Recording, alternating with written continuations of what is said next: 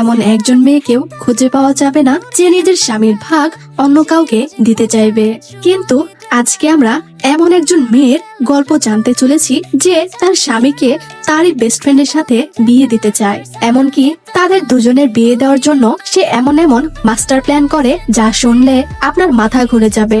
কিন্তু মেয়েটি এরকম কেন করতে চায় এবং এর পেছনে তার আসল উদ্দেশ্যই বা কি, এই সবই জানতে চলেছি আজকের গল্পে। 2024 সালে মুক্তি পাওয়া ফ্যান্টাসি রোমান্টিক জেনারের Korean drama marry my husband. তো চলো আর কথা না বাড়িয়ে শুরু করা যাক আজকের এক্সপ্লানেশন।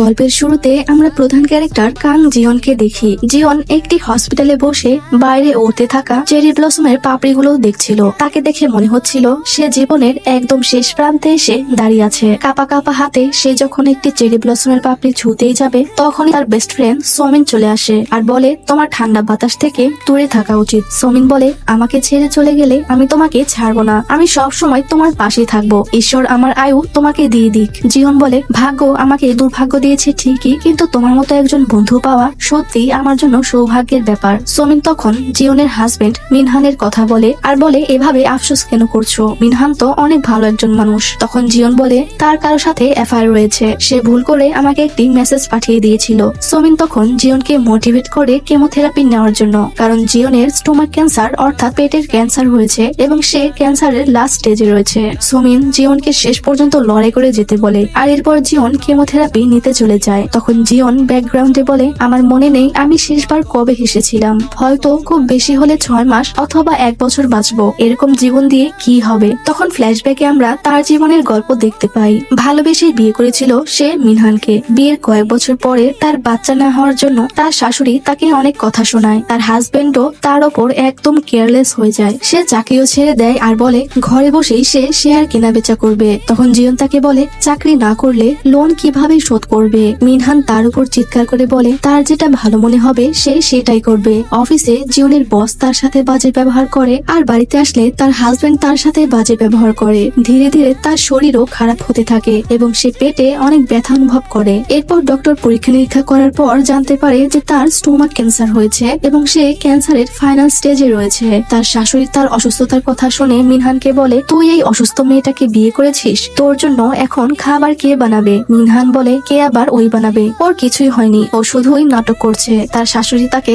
অফিসে এসব জানাতে না করে এবং তাকে চাকরি চালিয়ে যেতে বলে। এসব ভাবতেই জিয়নের গা শিউরে ওঠে। একজন মহিলা তাকে বলে, মন খারাপ করো না, তুমি এত ভালো একজন বন্ধু পেয়েছো যেটা সবাই পায় না। জিয়ন বলে, ঠিক বলেছেন, সে অনেক পরিশ্রমী, তাই তো সে ইউ&কে কোম্পানির ম্যানেজার হয়েছে, আমিও সেখানেই চাকরি করতাম। পৃথিবীতে একমাত্র সোমিন আমাকে ধোকা দেয়নি। কিন্তু তখন আমরা দেখতে পাই তার হারামি বেস্ট ফ্রেন্ডের সাথে তার হাজবেন্ডের অ্যাফেয়ার রয়েছে, যেটা জিয়ন তখনও জানতো না। ডক্টর এসে তাকে বলে, চিকিৎসা চালিয়ে যেতে হলে তাকে আজকেই হসপিটালের বিল দিতে হবে। মিনহানকে সে কল করলে তার ফোন বন্ধ পায়। উপায় না পেয়ে হতাশ হয়ে সে বাড়ির দিকে যেতে থাকে। আবহাওয়াটা কত সুন্দর, চারপাশে শুধু চেরি ব্লসমের পাপড়ি উঠছে। জিয়ন তখন চারপাশটা অনুভব করে। সেখানে একটি ট্যাক্সি আসলে সে ট্যাক্সিতে গিয়ে বসে। ড্রাইভার তাকে দেখে বলে, আপনাকে দেখে অনেক অসুস্থ মনে হচ্ছে, চিন্তা করবেন না, আপনি খুব শীঘ্রই সুস্থ হয়ে উঠবেন। জিয়ন বলে, আমি আর বেশি দিন বাঁচবো না, বিয়ে না করলেই ভালো হতো এবং নিজের টাকায় চিকিৎসাটাও করতে পারতাম। তখন লোকটি হেসে বলে, জীবন যে কোনো মোড়ে পাল্টে যেতে পারে। এই বলে সে গাড়ি ঘুরিয়ে অন্য একটি রাস্তা দিয়ে নিয়ে যায়, যে রাস্তাটা অনেক বেশি সুন্দর ছিল এবং অনেক চেরি ব্লসম ছিল। তখন লোকটি বলে, আমরা যে রাস্তাটা জানি সেটাই সবকিছু হয় না, হতে পারে অন্য একটি বিকল্প রাস্তাও রয়েছে যেটা আমাদের চেনা রাস্তার থেকেও অনেক বেশি সুন্দর। এই বলে সে তাকে তার গন্তব্যে পৌঁছে দেয়। জিয়ন তাকে ভাড়া দিলে লোকটি তাকে টাকা ফিরিয়ে দিয়ে বলে, আজকে আমি শেষবারের মতো ট্যাক্সি চালাচ্ছি, ধরে নিন আপনার বাবা আপনাকে সাহায্য করছে।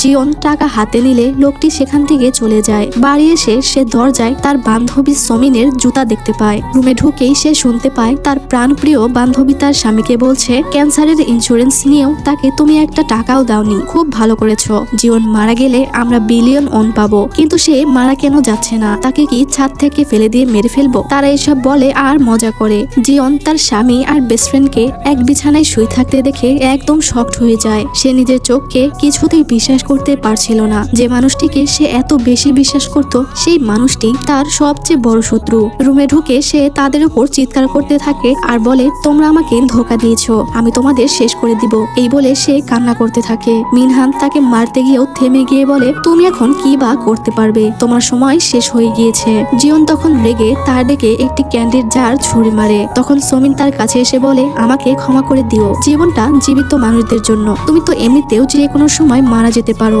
তাহলে এত ড্রামা কেন করছো। জিয়ন তার দুর্বল শরীর নিয়ে কোনো রকমে উঠে সোমিনকে ধরে মারতে থাকে। তখন মিনহান এসে তাকে জোরে ধাক্কা দিলে সে সেখানকার একটি কাচের গ্লাসের উপর পড়লে সেখানে জিয়নের মৃত্যু হয়ে যায়। তার নিথর দেহটা সেখানে পড়ে থাকে। ব্যাকগ্রাউন্ডে জিয়ন বলে, পৃথিবীতে আমি শুধু খুশি থাকতে চেয়েছিলাম। তখন জিয়ন শেষবারের মতো যখন তার চোখের পলক ফেলে তখনই সে তার সামনে মিনহানকে দেখে একদম শকড হয়ে যায় এবং সে তাকে ধরে মারতে শুরু করে। তখন তারা দুজনেই অফিসে ছিল। অফিসের সবাই তাদের এই কাণ্ড দেখে অবাক হয়ে যায়। মিনহান যখনই তাকে মারতে যাবে তখনই তাদের জেনারেল ম্যানেজার জিহুক তাকে ছাড়িয়ে দেয় আর বলে, তুমি ভুলে যেও না যে তুমি অফিসে আছো। জিয়ন দেখে তার হাতে ইনজেকশনের কোনো দাগ নেই। আয়নার সামনে গিয়ে সে দেখে সে একদম ঠিক আছে।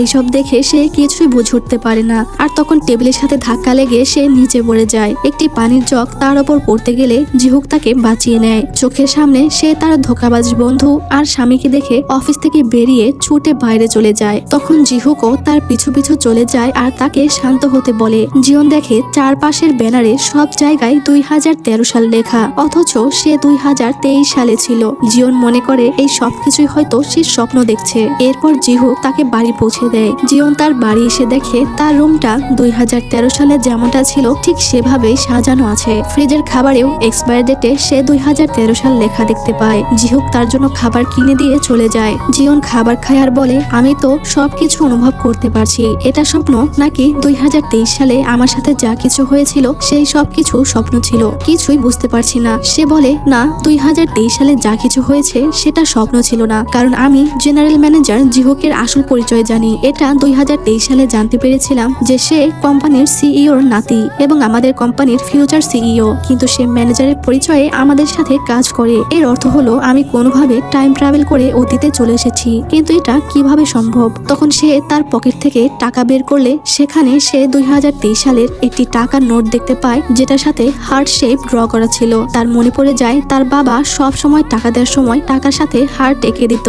জিয়ন তখন বুঝতে পারে ওই ট্যাক্সি ড্রাইভারটা আর কেউ ছিল না, সেটা তার বাবা ছিল। এটা বুঝতে পেরে জিয়ন প্রচুর কান্না করতে থাকে এবং সে বুঝতে পারে সে সত্যি টাইম ট্রাভেল করে 10 বছর অতীতে চলে এসেছে। কিছুক্ষণ পর সেখানে মিনহান আসলে সে তাকে দেখে ভয় পেয়ে যায়, কিন্তু সে বুঝতে পারে তার সাথে বর্তমানে মিনহানের রিলেশন চলছে, এজন্য না চাইতেও তাকে তার সাথে যেতে হয়। মিনহান তাকে জিজ্ঞেস করে, অফিসে আজকে তুমি আমার সাথে এরকমটা কেন করেছো? জিয়ন বলে, চলো ব্রেকআপ করে নেওয়া যাক। এই বলে সে চলে যেতে ধরলে মিনহানের অনেক ইগো হার্ট হয় এবং সে তার থেকে জানতে চায় জিয়ন তার সাথে ব্রেকআপ কেন করবে। মিনহান রেগে জিয়নকে মারতে গেলে জিয়ন চিৎকার করে মানুষ জুটিয়ে ফেলে। পুলিশ স্টেশনে গার্লফ্রেন্ড বয়ফ্রেন্ডের ঝগড়া ধরে নিয়ে পুলিশ মিনহানকে কিছুই বলে না এবং জিয়নকে বাড়ি পৌঁছে দেয়। জিয়ন মনে মনে বলে, এই সব চলবে না, আগের বারে সে আমাকে যা বলতো আমি তাই করতাম, কারণ আমি তাকে ভয় পেতাম। জিয়ন দেখে তার কাছে খুব বেশি টাকা নেই এবং তার বেশিরভাগ টাকা এবং ক্রেডিট কার্ডের অ্যাক্সেস মিনহানের কাছে রয়েছে। তখন মিনহান তাকে মেসেজ করে সরি বলে এবং বলে সে অনেক টাকার শেয়ার কিনেছে,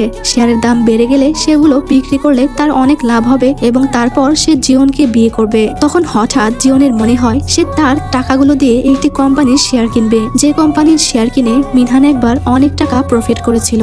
জিয়ন বলে, এইবার আমি আমার মতো করে জীবনযাপন করব। এরপর সে তার সিটি স্ক্যান করায়, তবে ডক্টর তাকে জানায় সে একদম সুস্থ আছে। জিয়ন ঠিক করে সে তার স্বাস্থ্যের খেয়াল রাখবে। লাইব্রেরিতে গিয়ে শেয়ার মার্কেট রিলেটেড বই পড়তে শুরু করে। তখন জিহুক এসে তাকে বলে, তুমি কি চাকরি ছেড়ে দিচ্ছ যে শেয়ার মার্কেটের বই পড়ছো? এরপর তারা একসাথে খাবার খেতে যায়। তখন জিহুক তার চশমা খুললে জিয়নের তাকে চশমা ছাড়া দেখতে অনেক ভালো লাগে। জিহুক তখন তাকে বিয়ের ব্যাপারে জিজ্ঞেস করলে জিয়ন মনে মনে বলে, এই বছর আমার সাথে মিনহানের বিয়ে হওয়ার কথা, কিন্তু মরে গেলেও আমি তাকে বিয়ে করব না। তখন জিয়নকে তার বেস্ট ফ্রেন্ড সোমিন কল করতে থাকে, কিন্তু জিয়ন তার কল ইগনোর করলে সোমিন তাকে মেসেজ পাঠিয়ে বলে, তুমি তো জানো তুমি আমার জীবন, তুমি আমার কল কেন ইগনোর করছো? আমার খুবই খারাপ লাগছে। তখন জিহুক তাকে বলে, তোমার অনেক যোগ্যতা আছে, নিজের ক্যারিয়ারকে সব সময় আগে রাখবে। জিয়ন তখন মনে মনে বলে, জিহুক স্যার সব সময় আমাদের উপর চিৎকার করতো, তার সাথে কথা না বললে জানতেই পারতাম না যে সে এতটা ভালো মানুষ। এরপর থেকে জিয়ন কোম্পানির জন্য অনেক পরিশ্রম করে আর বলে